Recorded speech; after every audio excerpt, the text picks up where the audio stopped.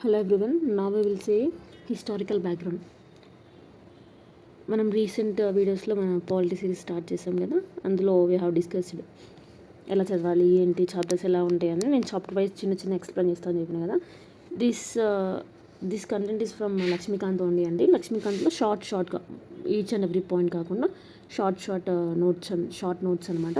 అది అంత ఎక్స్ప్లెయిన్ చేసుకుంటూ పోతే it's takes lots of time. ఈ షార్ట్ నోట్స్ అయితే మీకు యూజ్ అవుతుంది అని చెప్పేసి ఈ షార్ట్ నోట్స్ ఎక్స్ప్లెయిన్ చేస్తున్నాను.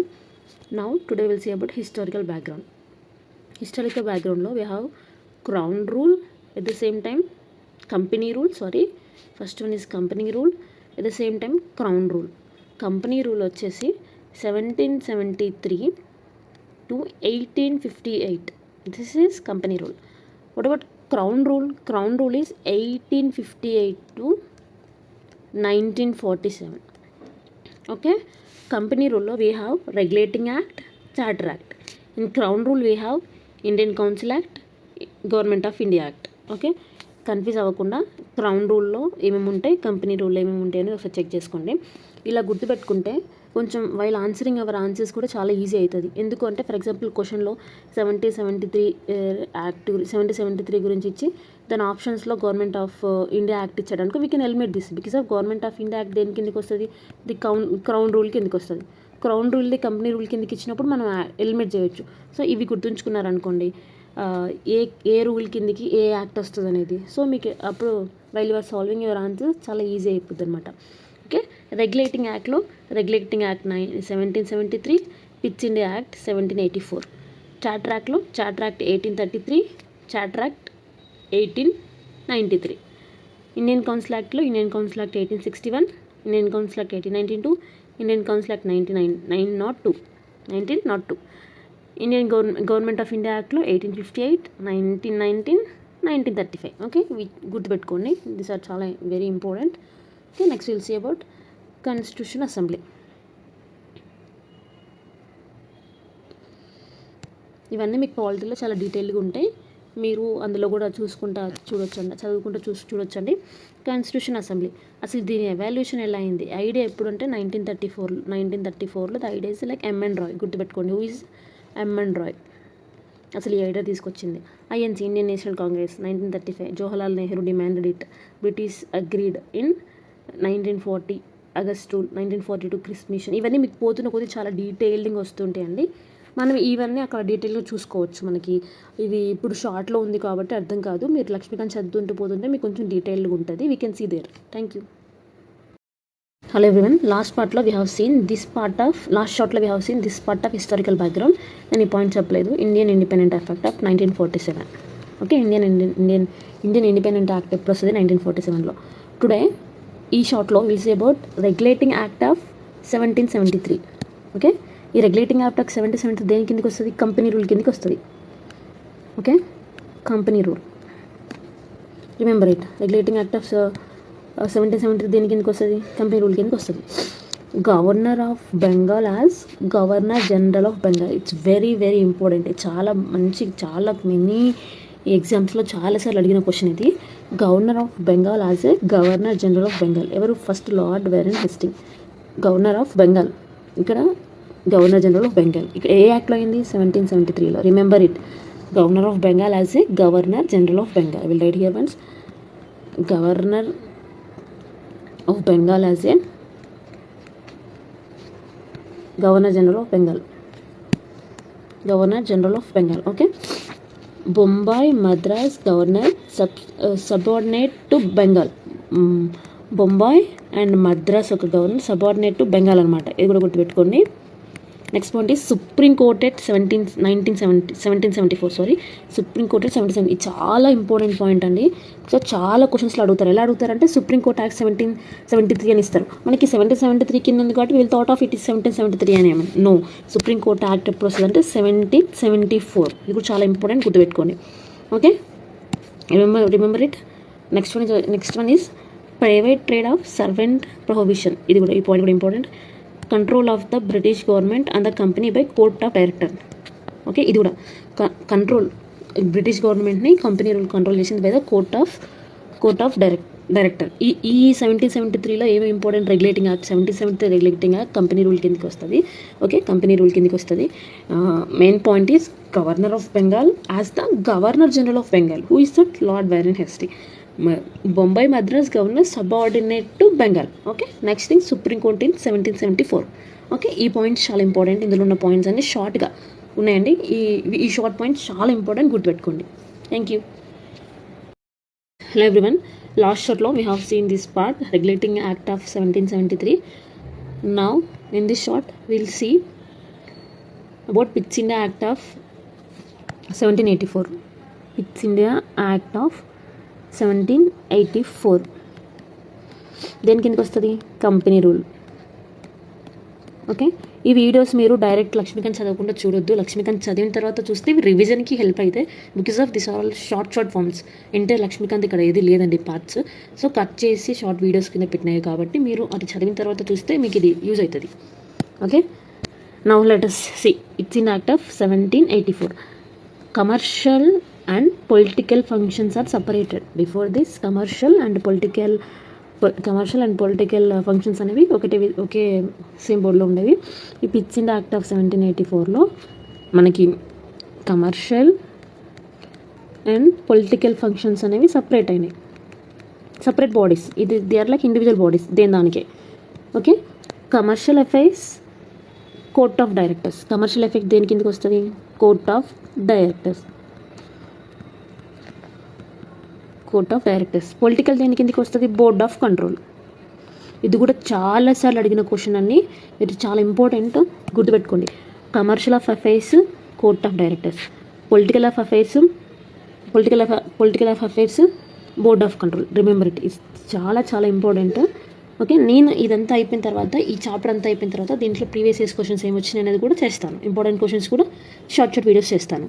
Okay, next will see system of dual government అనేది కూడా మనకి 1784 పిట్స్ ఇండియా యాక్ట్ కిందనే వచ్చింది. సిస్టమ్ ఆఫ్ డ్యూయల్ గవర్నమెంట్ మీరు ఇవన్నీ చాలా టైమ్స్ రివిజన్ చేస్తే మీకు each regulating act, each charter act అనేది చాలా బాగా గుర్తుంటాయి.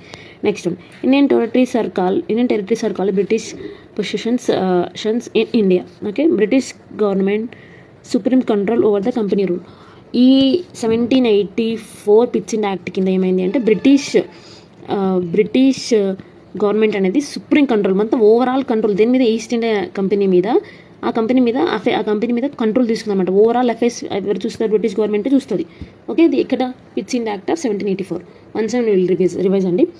ఎన్నిసార్లు చెప్తుంది అని అనుకోవద్దు, because of more number of times మనం రివిజన్ చేస్తేనే మనకు గుర్తుంటుంది. ఒకసారి చదివి వదిలేస్తే అసలు గుర్తుండదు.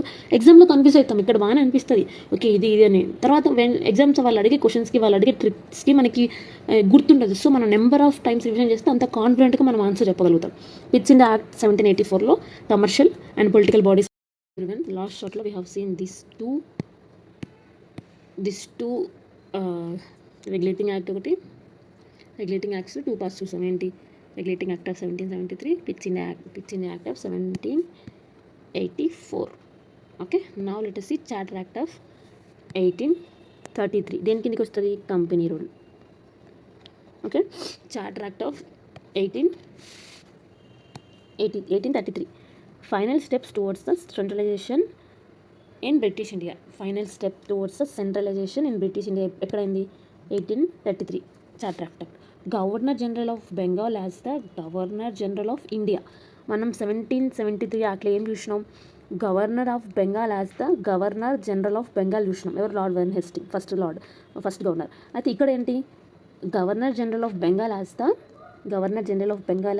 Governor general of India. ఇది కన్ఫ్యూజ్ అవ్వద్దు. ఇక్కడ ఈ పార్ట్కి అస్సలు ఏ విధంగా కన్ఫ్యూజ్ అవ్వద్దు. ఓకే, అక్కడ governor of Bengal as the governor general of Bengal 1773లో. 1833 చార్టర్ యాక్ట్లో governor general of Bengal as the governor general of India. Okay, remember it. Next thing, laws made under this act were called act. ఏవైతే laws ఈ act కింద 1833 act కింద చేయబడ్డాయో వాటిని act అని పిలుస్తారు. Next, East India Company no commercial body become administrative body. మనం 1784 Pitt's India యాక్ట్లో ఏం చూసుకున్నాం? ఒకటి కమర్షియల్ బాడీ వచ్చింది, ఒకటి పొలిటికల్ ఫంక్షన్, కమర్షియల్ ఫంక్షన్ వచ్చింది, ఒకటి పొలిటికల్ వచ్చిందని చూసినాం. కమర్షియల్ దేని కిందకి court of directors and political దేని కిందకి బోర్డ్ ఆఫ్ కంట్రోల్ కిందకి వచ్చిందని చెప్పినాం. ఇక్కడ ఈ చార్టర్ ఆఫ్ యాక్ట్ 1833 ఏం జరిగిందంటే ఈస్ట్ ఇండియా కంపెనీ అనేది commercial body, no more commercial body, అంటే కమర్షియల్ బాడీ ఇంకా లేదు, ఇట్స్ బికెమ్ అడ్మినిస్ట్రేషన్ బాడీ. ఇవి పాయింట్స్ పెరుగుతున్న కొద్దీ మనకి కనెక్టివిటీ ఉంటుంది, మీరు కనెక్ట్ చేసుకుంటూ వాటిని చదవండి. ఓకే, చార్టర్ యాక్ట్ ఆఫ్ 1833 ఏంటి? Final steps towards the centralisation, governor of Bengal as the governor general of India, law made under this act is called as acts. East India Company is no more a commercial body, it became an administrative body. Okay, క్లారిటీగా revise చేసుకోండి. Thank you everyone. Now let us see about the Charter Act of 1853. Charter Act of 1853 under the company rule, okay, separated legislative and executive functions. Charter Act of 1853లో legislative and executive functions అనేవి separate అయినాయి.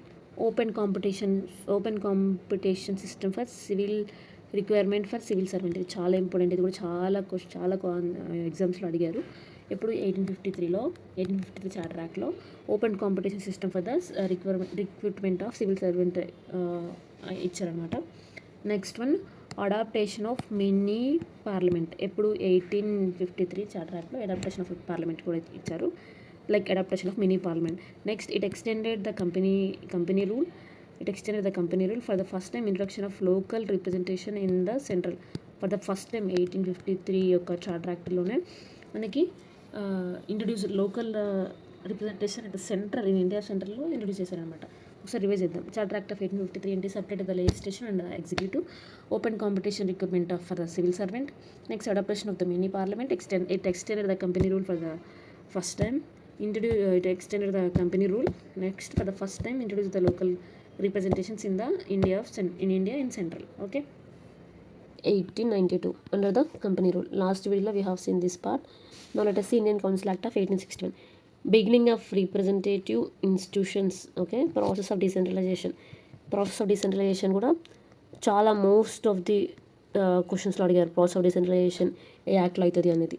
New legislative council in Bengal North, see this part. Recognition in the portfolio system, ఇది కూడా చాలా important.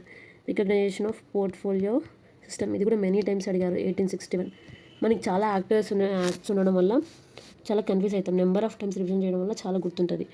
Empowered the viceroy to issue the ordinance. Next one, Indian council act of 1892 increase the number of members in central and provisional legislative council. ఏంటంటే number of మెంబర్స్ని increase చేశాడు ఇక్కడ. Central and provisional legislative council. Power of discussing the budget, nomination of some of non official members. నార్మల్గా most of the important కూడా చాలా ఉంటాయి, so ఇవి జనరల్గా చూసుకోండి. బట్ ఇందులో కూడా చాలా ఇంపార్టెంట్ పాయింట్స్ లైక్ డీసెంట్రలైజేషన్ ఎప్పుడు జరిగింది, పోర్ట్ఫోలియో రికగ్నేషన్ ఎప్పుడు జరిగింది, ఇలాంటి ఇంపార్టెంట్ పాయింట్స్ ఉంటాయి. Just go through it. At the same time నేను 2 days once డైలీ నేను MCQs పోస్ట్ చేస్తాను. ఆ MCQs try to practice it because of అవి నేను ప్రీవియస్ ఇయర్స్వే పోస్ట్ చేస్తాను. లైక్ ప్రీవియస్ ఇయర్స్ ఆర్ఎల్స్ ఇంపార్టెంట్వి పోస్ట్ చేస్తాను. ఇక్కడ మీరు ఈ వీడియో చూసి ఆ MCQs చేస్తే మీకు రివిజన్ అవుతుంది. Thank you. Today will see Indian council act of 1909, at the same time Indian Council Act of 1919. These two also very important and many exams ఈ టాపిక్స్ గురించి క్వశ్చన్స్ అడిగారు. Now let us see about the Indian Council Act of 1909. Okay, increased the size of the legislative council from 16 to 60. Okay, in before videos we have seen that Government of India Act 1858లో 15 members council అనేది introduce చేశారు. Okay, 16 నుంచి 60 వరకు ఎక్కడ అని అంటే Indian council act of 1909. Remember it. Next one, for the first time provided the association of India's with executive council of the viceroy and the governors. Next one, system of communal representation. This is also important. Next one, separate electorate for Muslim. ఇది చాలా important. ఇది చాలా క్వశ్చన్స్లో అడిగారు అనమాట.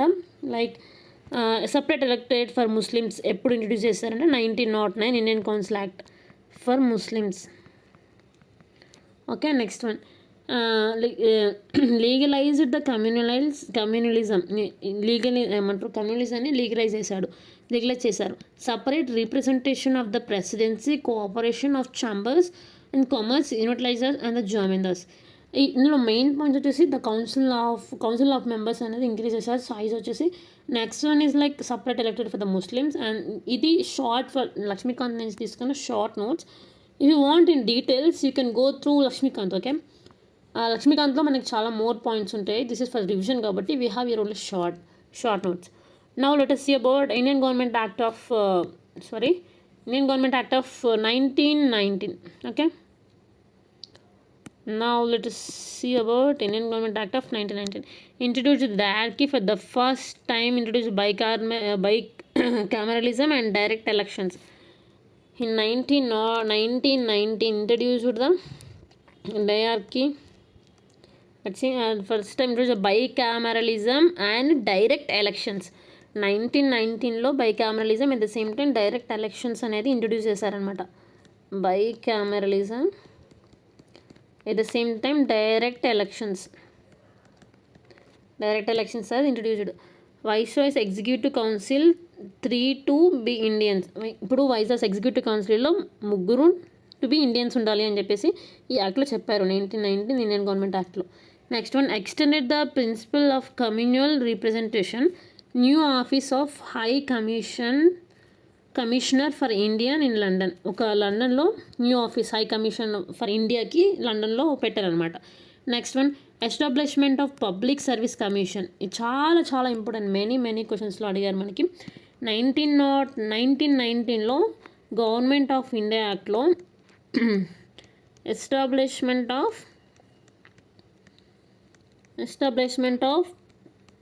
Public service. Okay, public service commission అనేది ఇక్కడ introduce చేశారు. Next one, separated provisional budgets from the central budgets. Provisional budgets అనేవి సెంట్రల్ బడ్జెట్స్ తోటి సపరేట్ చేశారు. This is also very important. ఈ 2 యాక్ట్స్ కూడా చాలా ఇంపార్టెంట్, కన్ఫ్యూజ్ అవ్వద్దు. So when we revise lot of time we will not confuse. At the same time I am providing MCQs based upon these topics. Try to do them, then we'll get revision on that MCQ session. Thank you.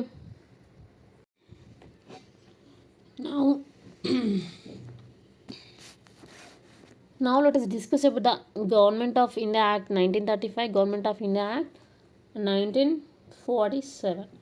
Okay, first of all, Government of India Act 1935, establishment of All India Federation.